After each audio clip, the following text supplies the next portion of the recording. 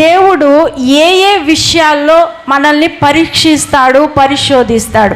చాలా విషయాలు ఉన్నాయి, కానీ దేవుని యొక్క వాక్యంలో నుండి కొన్ని విషయాలు మాత్రమే ఈరోజు సమయాన్ని బట్టి చెప్పాలి అని ఆశపడుతున్నా. మొట్టమొదటిది చూద్దాం. ఆదికాండం 22వ అధ్యాయం 2వ వచనం. అప్పుడు ఆయన, నీకు ఒక్కడైయున్న నీ కుమారుని అనగా నీవు ప్రేమించు ఇస్సాకును తీసుకొని మోరియా దేశమునకు వెళ్ళి అక్కడ నేను నీతో చెప్పబోవు పర్వతములలో ఒక దాని మీద దహన బలిగా అతన్ని నర్పించుమని చెప్పెను. మంది ఏమంటారంటే, నేను దేవుడిని ప్రేమిస్తున్నానండి, దేవుడు అంటే నాకు చాలా ఇష్టం అండి అంటారు. ఎంతమందికి దేవుడు అంటే ఇష్టం? యేసయ్య అంటే ఎంతమందికి ఇష్టం? చేయొద్దండి. ఒక సేవకుడు ఏమని చెప్పారో తెలుసా? ఎవరో కాదు, మార్టిన్ లూథర్ గారు ఏమన్నారంటే, క్రైస్తవులు ఆడినన్ని అబద్ధాలు ఇంకెవరు ఆడరట. మొట్టమొదటిది, ఏ విషయంలో దేవుడు మనల్ని పరీక్షిస్తాడు అని అంటే ప్రేమ విషయంలో పరీక్షిస్తాడు. నువ్వు దేవుణ్ణి ప్రేమిస్తున్నాను అని పెదవులతో చెప్తున్నావు, కానీ అది క్రియల్లో ఉందా లేదా అన్నది దేవుడు పరీక్షించినప్పుడు తేలుతుంది. ఆయన న్యాయమైన త్రాసులో పెట్టి ఏం చేస్తాడంట? తోస్తాడు. ప్రేమ విషయంలో మనము నోటితో నేను దేవుణ్ణి ప్రేమిస్తున్నానండి, దేవుడే నాకు అన్నీ అండి అంటాం, కానీ సమయం వచ్చేసరికి దేవుణ్ణి పక్కన పెట్టి అన్నీ ముందుంటాయి, దేవుడు ఎక్కడున్నాడమ్మా అంటే వెతుక్కోవాలి మనం. దావీదు అంటాడు, చాలా చక్కగా రాస్తున్నాడు దావీదు, నా నోటి మాటలు నా హృదయ ధ్యానము నీ దృష్టికి అంగీకారములగునుగాక. దావీదు యొక్క ఉద్దేశం ఏంటి అని అంటే, నేను నోటితో ఏదైతే చెప్తున్నానో నా హృదయంలో కూడా అదే ఉండాలి. ఈరోజు మీరు నోటితో ఏం చెప్పారు? మాకు యేసయ్య అంటే చాలా ప్రేమ, మేమందరం యేసయ్యని ప్రేమిస్తున్నాం అని మీ యొక్క హస్తాలు చూపించారు. మంచిదే, చూపించడం మంచిదే, కానీ హృదయంలో ఉందా? మొట్టమొదటి పరీక్ష దేనిలో పెడతాడో తెలుసా దేవుడు? నువ్వు దేవుణ్ణి ఎంత ప్రేమిస్తున్నావో ఆ ప్రేమ విషయంలో పెడతాడు. చూస్తే ఆదికాండం 22వ అధ్యాయం 2వ వచనంలో చూస్తే అక్కడ అబ్రహాముతో మాట్లాడుతున్నాడు. మొదటి వచనాన్ని చదువుదాం. ఆ సంగతులు జరిగిన తరువాత దేవుడు అబ్రహామును పరిశోధించెను. ఏ సంగతులు జరిగిన తర్వాత? చాలా సంగతులు ఉన్నాయి, చాలా సంగతులు జరిగాయి. ఆ తర్వాత ఏం చేశాడు అని అంటే అబ్రహాముని పరిశోధించాడు. పరిశోధిస్తూ ఏమంటున్నాడు అంటే, నీకు ఒక్కడై ఉన్న నీ కుమారుని అనగా నీవు ప్రేమించు ఇస్సాకుని తీసుకొని మోరియా దేశమునకు వెళ్ళి అక్కడ నేను నీతో చెప్పబోవు పర్వతములలో ఒకదాని మీద దహన బలిగా అతనిని అర్పించుమని చెప్పాను. ఇక్కడ చాలా సంగతులు జరిగాయి. ఏం జరిగాయి అని అంటే కొన్ని విషయాలు చూద్దాం. 10వ అధ్యాయం వరకు ఒక భాగంగా ఉంది.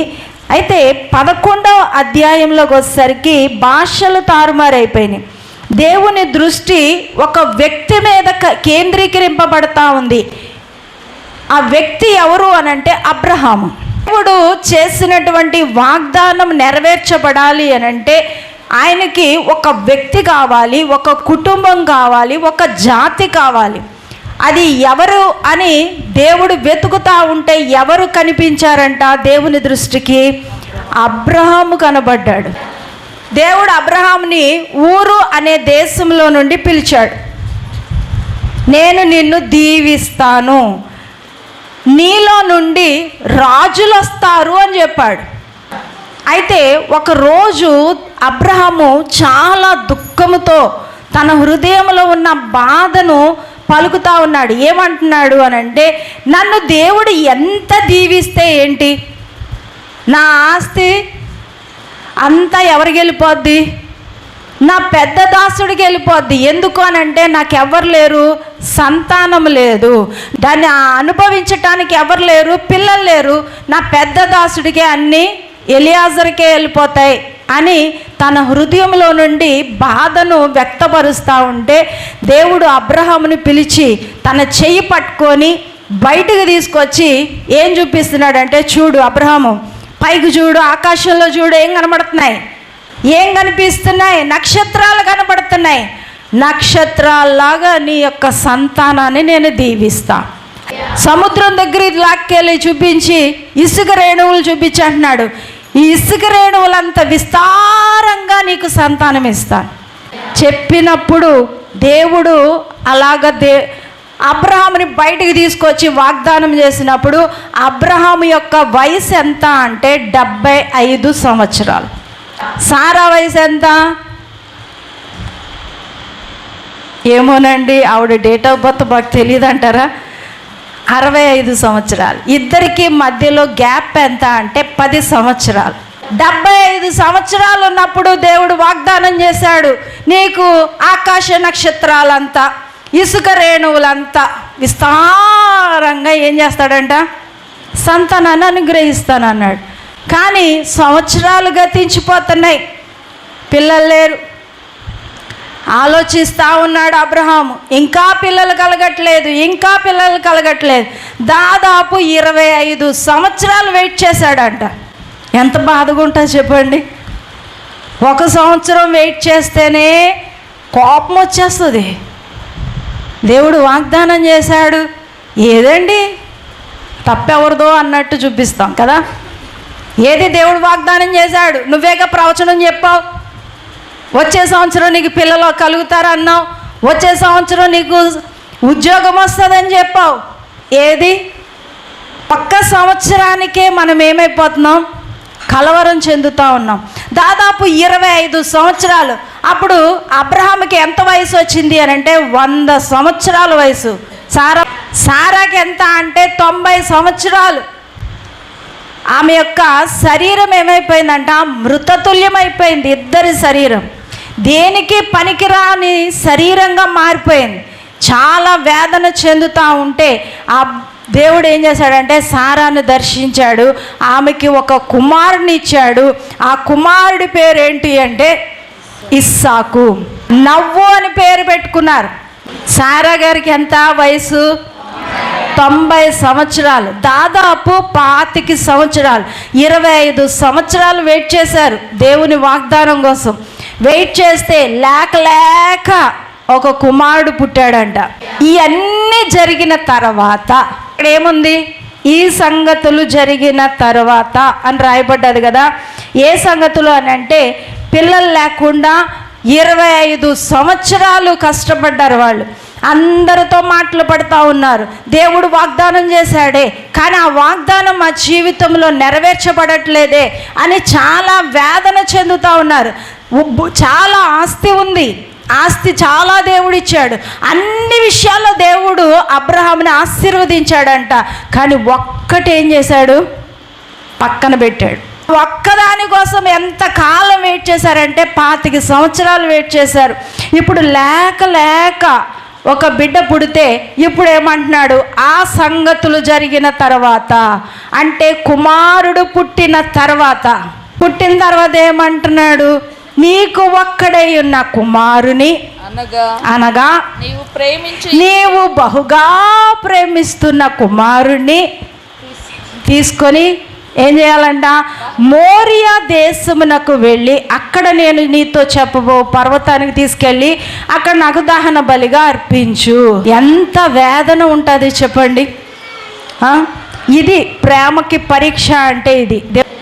ఇంతకన్నా భయంకరమైనటువంటి పరీక్ష ఇంకెవరికి పెట్టలేదేమో అనుకుంటున్నాను నేను కదా.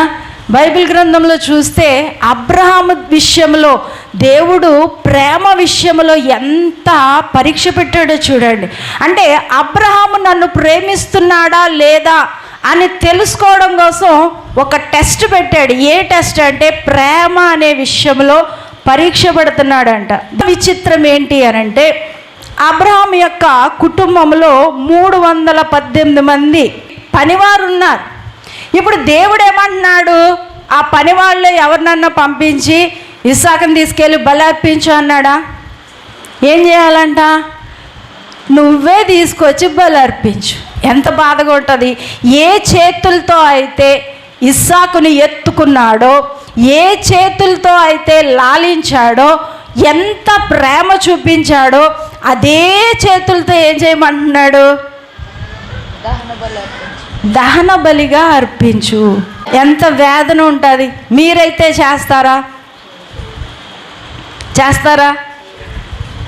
చెయ్యటం సరికాదు కదా, దేవుణ్ణి నానా మాటలు తిడతారు కదా. ఎన్ని మాటలు అంటామో. ఒక్క అడుగు కూడా ముందుకెయ్యం. అడుగు ముందుకెయ్యడం కాదు కానీ దేవుణ్ణి దూషించేస్తాం, దేవుణ్ణి తిడతాం, భయంకరంగా తిడతాం, ఎదురు చెప్పేస్తాం కదా. నేనెందుకు ఇస్తాను, నువ్వే కదా ఇచ్చావు, నేనెందుకు ఇవ్వాలి, ఇంకెవరన్నా తీసుకో. ఇంకా చాలా మాటలు వస్తాయి. ఇంత సింపుల్గా అయితే మాట్లాడు. సమయం వచ్చినప్పుడు చాలా భయంకరమైన మాటలు వస్తాయి. కానీ అబ్రహాము చూడండి, ఒక్క మాట కూడా చెప్పలేదంట. ఎంత వేదన ఉంటుంది చెప్పండి. 25 సంవత్సరాలు వెయిట్ చేసిన తర్వాత లేక ఒక కుమారుడు పుట్టాడు. చాలా అందంగా ఉన్నాడు ఇస్సాకు. అంత అందమైన బిడ్డని ఇచ్చిన తర్వాత ఇప్పుడేమంటున్నాడు, తీసుకెళ్ళి నీ చేతులతోనే ఎత్తుకున్నావా? ఎత్తుకున్నాను ప్రభువా. లాలించావా? లాలించాను ప్రభువా. అయితే అదే చేతులతో తీసుకొచ్చి ఏం చేయి, నాకు బలి అర్పించే. ఇది ప్రేమ విషయంలో పరీక్ష అంటే. అయితే ఈ విషయాన్ని అబ్రహాము ఎవ్వరికీ చెప్పలేదు. ఎందుకు చెప్పలేదు? భార్యతో చెప్పలేదు, అక్కడున్న పనివారితో కూడా చెప్పలేదంట. ఎందుకు అనంటే అబ్రహాముకి తెలుసు, నాకు దేవుడు వ్యక్తిగతంగా నన్ను పరీక్షిస్తున్నాడు, వ్యక్తిగతంగా దేవుడు నన్ను పరిశోధిస్తున్నాడు, కాబట్టి ఈ విషయాన్ని నేను ఎవ్వరికీ చెప్పకూడదు అనుకున్నాడు. మూడో వ్యక్తికి తెలియలేకుండా అబ్రహాము మాత్రమే బయలుదేరాడంట. సారా గారికి ఎందుకు చెప్పలేదు? చెప్తే ఊరుకుంటుందా? వెళ్ళనిస్తుందా? అక్కడ చూస్తే 21వ అధ్యాయంలో సారా యొక్క ప్రస్తావన ఉంది. తర్వాత 23వ అధ్యాయంలో కూడా సారా ప్రస్తావన కనిపిస్తుంది. కానీ 22వ అధ్యాయంలో చూస్తే సారా గురించిన ప్రస్తావన లేదు. ఎందుకు అనంటే ఈ విషయం ఎవరికి సంబంధించింది కాదు, సారా గారికి సంబంధించింది కాదు. వ్యక్తిగతంగా అబ్రహాము ఎదుర్కోవాల్సినటువంటి పరీక్ష ఇది. అది అబ్రహాముకి తెలుసు, అందుకనే ఎవ్వరికీ చెప్పలేదు, ఎవరితో పంచుకోలేదు. కానీ మనమైతే ఏం చేస్తాం? మనం ఏం చేస్తాం చెప్పండి? మనకి ఏదైనా చిన్న విషయం వచ్చిందనుకో, అందరికీ ఇప్పుడు ఫోన్లు వస్తున్నాయి కదా, వెంటనే మెసేజ్లు, ఒక్క మెసేజ్ పెట్టి దాన్ని ఫార్వర్డ్, అంతే, మొత్తం అందరికీ వెళ్ళిపోద్ది. చిన్న విషయంలోనే మనం ఏం చేస్తున్నాం? అందరికీ చెప్పేసుకుంటాం. నాకు పలానా వాళ్ళు ఇలా చేశారు, పలానా వాళ్ళు నన్ను అలా అడిగారు, పలానా వాళ్ళు నా గురించి ఇలా అన్నారు. ఈ విషయాలు చెప్పడానికి మనకి ఎంతగా శక్తి ఉంటుందంటే అందరికీ చెప్పుకుంటాం. కానీ ఇక్కడ అబ్రహాము చూస్తే తన భార్యకు కూడా చెప్పలేదంట. భార్యకు మాత్రమే కాదు, తన దగ్గర ఉన్న పనివారికి కూడా చెప్పలేదు. అయితే ఇక్కడ ఇంకొక విషయం చూడాలి. 3 దినాల ప్రయాణం పెట్టాడు. సడన్గా దేవుడు వచ్చి అబ్రహాము నీ కుమారుని ఇలా బలిచ్చే అని అన్నాడు అనుకోండి, ఇంకా ఆలోచించడానికి టైం ఉండదు కదా. సడన్గా చెప్తే ఏం చేస్తాం? ఏదో ఒకటి చేయడమా మానేయడమా అన్నది వెంటనే తేలిపోద్ది. కానీ ఇక్కడ 3 రోజులు ప్రయాణం పెట్టాడు. ఎందుకు 3 రోజులు ప్రయాణం?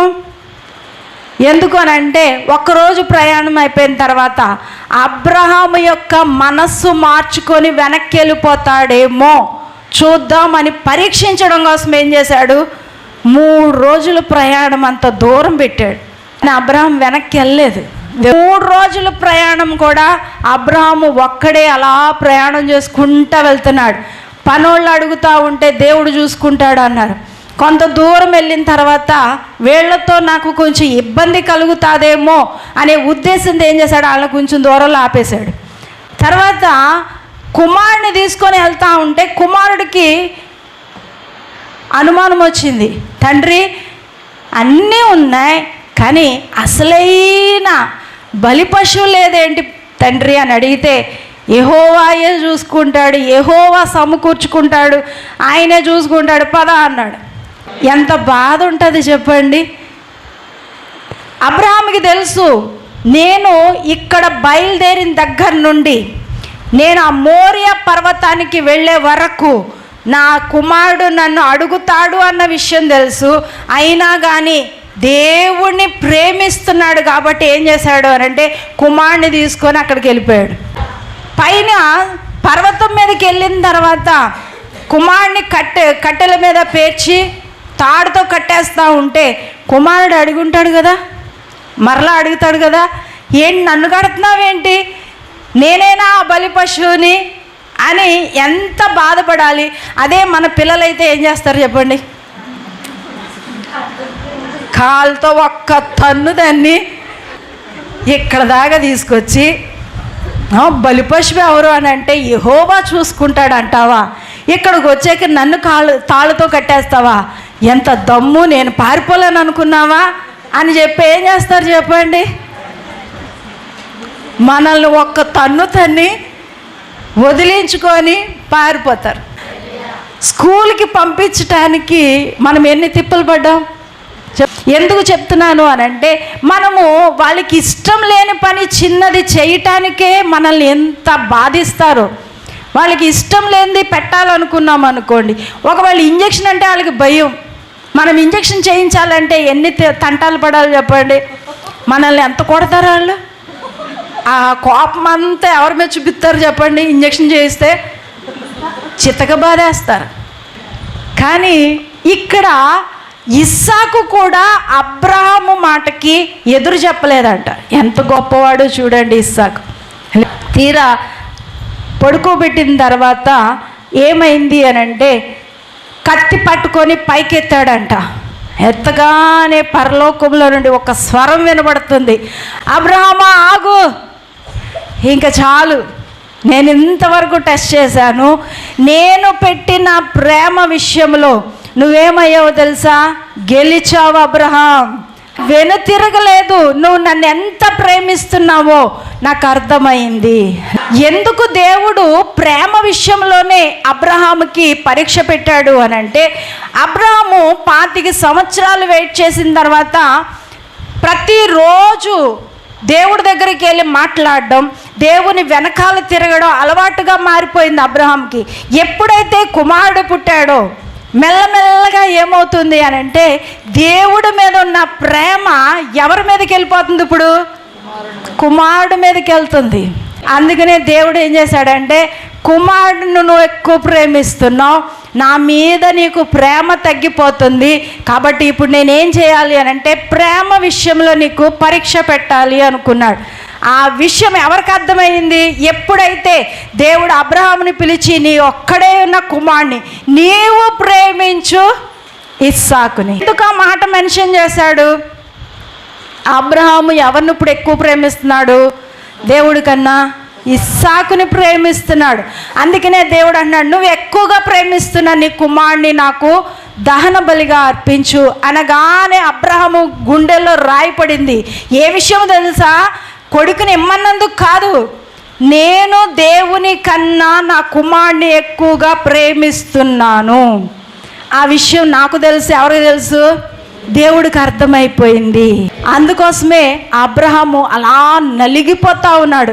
నిజమే ప్రభువా, నేను నీకన్నా నా కుమారుని ఎక్కువ ప్రేమిస్తున్నాను, నేను సరి చేసుకుంటాను, నువ్వు అడిగావు కాబట్టి ఖచ్చితంగా ఈ విషయంలో నేను నిన్ను ప్రేమించే విషయంలో ఎంత కరెక్ట్గా ఉన్నానో నీకు చూపిస్తా అని చెప్పి ఏం చేశాడు, 3 రోజుల ప్రయాణం అంత దూరం వెళ్ళి దేవుడు చూపించే ఆ స్థలానికి తీసుకెళ్ళి అక్కడికి వెళ్ళిన తర్వాత కట్టెల మీద పేర్చి అదంతా కట్టేసి కత్తి పైకెత్తిన వరకు కూడా అబ్రహాము మౌనంగానే ఉన్నాడు. ఎప్పుడైతే అబ్రహాము కత్తి పైకెత్తాడో అప్పుడు దేవుడికి అర్థమైపోయింది, అబ్రహాము నువ్వే గెలిచావు. ఈ ప్రేమ విషయంలో పరీక్ష. ఈరోజు మీలో ఎంతమంది దేవుణ్ణి నిజంగా ప్రేమిస్తున్నారు? ఇందాక మీరు చేతులు ఎత్తారు కదా, ఇప్పుడు చెప్పండి, అబ్రహాం లాగా మీరు ఏదైతే ఎక్కువగా ప్రేమిస్తున్నారో ఆ ఎక్కువగా ప్రేమిస్తున్న దాన్ని బలిపీఠం దగ్గరికి తీసుకొచ్చి బలి అర్పించటానికి మీ చేతులతో, మీరు ప్రేమించే వాటిని మీ చేతులతో తీసుకొచ్చి బలి అర్పించడానికి ఎంతమంది సిద్ధంగా ఉన్నారు? మరి ఇందాక మేమందరం ప్రేమిస్తున్నాం, అభయహస్తం, కాంగ్రెస్ హస్తం అని చూపించారు కదా, ఇప్పుడు చూపించండి. ప్రేమ విషయంలో నిజంగా కనుక దేవుడు మనల్ని పరీక్షిస్తే మనం గెలుస్తామా? అబ్రహాములాగా. అబ్రహాము గురించి ఎంత చక్కగా వాక్యాలు వింటామో. అబ్రహాం అంట ఒక్కడే ఉన్న కుమారుడు అంట, దేవుడికి బలి అర్పించడానికి ఇష్టపడ్డాడంట, ఈజీగా చదివేస్తాం. కానీ ఆ విషయాలు జరగడానికి అబ్రహాము ఎంత త్యాగం చేశాడో చూడండి. అబ్రహాము హృదయం ఎంత భయంకరంగా మండిపోయిందో చూడండి. పగిలిపోయింది అబ్రహాము హృదయం. ఎందుకనంటే 25 సంవత్సరాల తర్వాత లేక పుట్టిన కుమారుడిని ఏం చేస్తున్నాడు? ఇప్పుడు బలి అర్పించమంటే దేవుడి కన్నా నేను ఇస్సాకును ఎక్కువ ప్రేమిస్తున్నానే అని బాధపడి సరి చేసుకొని ఆ విషయంలో, దేవుణ్ణి ప్రేమించే విషయంలో అబ్రహాము గెలిచాడట. రోజు ఎంతమంది గెలుస్తారు? అసలు ఒక్క అడుగన్నా వేస్తామా? ఎందుకు చెప్తున్నానో తెలుసా? ఈరోజు క్రైస్తవులుగా మనము పిలువబడుతున్నాం, కానీ దేవుడు పెట్టే పరీక్షలలో మనము గెలుస్తామా గెలవమా అది చాలా ఇంపార్టెంట్. చాలా ఈజీగా తీసుకుంటున్నాం. క్రైస్తవ జీవితం అంటే చాలా ఈజీ అయింది కాదు. దేవుడు ఇవ్వమన్నప్పుడు ఇచ్చేయాలి. నిన్ను పరీక్షించినప్పుడు, పరిశోధించినప్పుడు నువ్వు దానిలో గెలిస్తేనే దేవుడు ఇంకొక మెట్టు పైకి తీసుకెళ్తాడు. చూడండి, మనము దేవుడు పెట్టే పరీక్షల్లో నెగ్గకపోతే, గెలవకపోతే మనకి ఇంకొక క్లాసులోనికి లేకపోతే ఇంకొక ఆత్మీయ జీవితంలోనికి ప్రమోషన్ అనేది ఉండదు. ఈరోజు ఎంతమంది సిద్ధపడుతున్నారు ప్రేమ విషయంలో? నిజంగా నువ్వు ప్రేమించేదాన్ని నీ చేతులతో తీసుకొచ్చి ఇక్కడ పెట్టగలవా? ఒకసారి ఆలోచన చేయండి. కానీ దేవుడు ఏం కోరుకుంటున్నాడు తెలుసా? దేవుని కన్నా నువ్వు ఏది ఎక్కువగా ప్రేమించకూడదు. చాలాసార్లు చెప్తావు, నాకు దేవుడేనండి అన్ని విషయాల్లో, నేను దేవుణ్ణే ముందు పెడుతున్నానండి అంటాం. కానీ ఇలాంటి పరీక్ష ప్రేమ విషయంలో కనుక దేవుడు పెడితే అప్పుడు తేలిపోతుంది నువ్వు నిజంగా ఏది ముందు పెట్టావో అర్థమవుతుంది దేవుడికి. ప్రేమ విషయంలో ఎంత సామర్థ్యాన్ని కలిగి ఉన్నాం, ఎంత నేర్చుకున్నావు దేవుడి దగ్గర. అబ్రహాం నేర్చుకున్నాడు, దేవుడే నాకు అన్నీ అనుకున్నాడు. దేవుడు నాకు తర్వాత ఏదైనా, నేను దేవుని తప్ప దేన్ని ప్రేమించను అని అబ్రహాము చేతల్లో చూపించాడు, క్రియల్లో చూపించాడు. ఈరోజు క్రైస్తవులుగా దేవుడు మన దగ్గర నుండి కూడా ఏం కోరుకుంటున్నాడు అంటే, ఈ భూమి మీద ఉన్నవి ఏవి శాశ్వతం కాదు అని తెలిసినా కానీ మనం ఇవ్వం. దేవుడు ఒక వ్యక్తిని తను చేసిన వాగ్దానం కోసం వెతుకుతూ ఉంటే అబ్రహాము కనిపించాడంట. ఈరోజు దేవుడు నీ జీవితంలో చేసిన వాగ్దానం నెరవేర్చబడాలి అని అంటే దేవుడు నిన్నే వెతుక్కుంటూ వస్తున్నాడు. ప్రేమ విషయంలో కనుక దేవుడు పరీక్ష పెడితే నువ్వు ఏ స్థానంలో ఉన్నావు, మన ఆత్మీయ జీవితం ఏ స్థానంలో ఏ స్థితిలో ఉందో మనకు అర్థమవుతుంది. చూడండి, ఆత్మీయత విషయంలో దేవుడు మనకి పెట్టే పరీక్షలు చాలా శ్రేష్టమైనవి పెడతాడు. దానిలో నువ్వు కనుక గెలిచావనుకో, ఈరోజు అబ్రహాము గురించి మనం మాట్లాడుకుంటున్నాం. ఎందుకు అంటే అబ్రహాము ప్రేమ విషయంలో గెలిచాడు కాబట్టి. అందుకోసమే అబ్రహాముని ఏమన్నాడు దేవుడు? విశ్వాసులకు తండ్రి. మీరు ఒక్కసారి దేవుని సన్నిధిలో అసలు దేవుడికి ఏదైనా ఇచ్చే విషయంలో, దేవుణ్ణి ప్రేమించే విషయంలో, దేవుడి కన్నా నేను ఎక్కువ దేన్ని ప్రేమిస్తున్నాను అని మనసులో ఒకసారి ఆలోచించండి. నాకేం చెప్పవసరం లేదు ఏం ప్రేమిస్తున్నారు. దేవుని కన్నా ఎక్కువగా నువ్వు దేన్ని ప్రేమిస్తున్నావు ఒకసారి మనసులోకి తెచ్చుకో. అది కనుక దేవుడు నిన్ను అడిగితే ఇస్తావా? ఇవ్వలేని స్థితిలో ఉన్నావు అని అంటే దేవుడిని నువ్వు ప్రేమించే విషయంలో ఏమీ నేర్చుకోలేదు. ఎగ్జామ్ పెడితే నువ్వు పాస్ అవ్వలేవు.